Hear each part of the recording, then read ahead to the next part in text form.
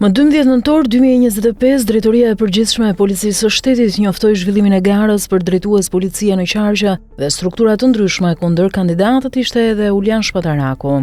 Sipas informacionit për postin e drejtorit policisë së Korçës, kryepolici Ilir Proda ka piketuar mikun e tij Ulian Shpataraku, të cilit në maj 2025 i dha gradën drejtues. Ky është skandali i radhës së Ilir Prodës, sepse Ulian Shpataraku ka aktivitet kriminal si ushtar i bandave të Elbasanit.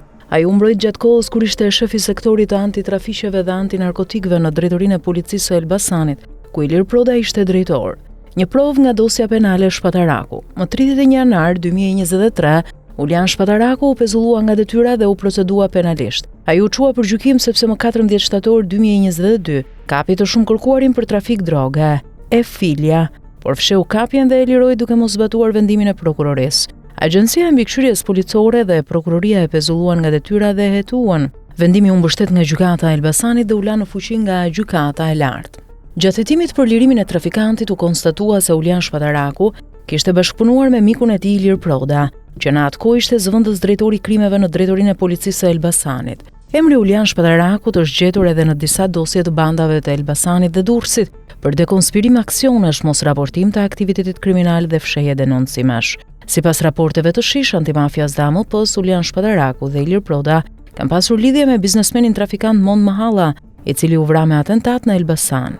Ky oficeri, identifikuar si mbrojtës i bandave dhe trafikantëve, jo vetëm nuk është përjashtuar nga Ilir Proda, por ai po tenton ta emërojë drejtor policie në Korçë, pasi e promovoi në gradën drejtues. Ky promovim nuk është rastësor, ai është pjesë e blindimit të tij në kupolën e policisë nga Ilir Proda.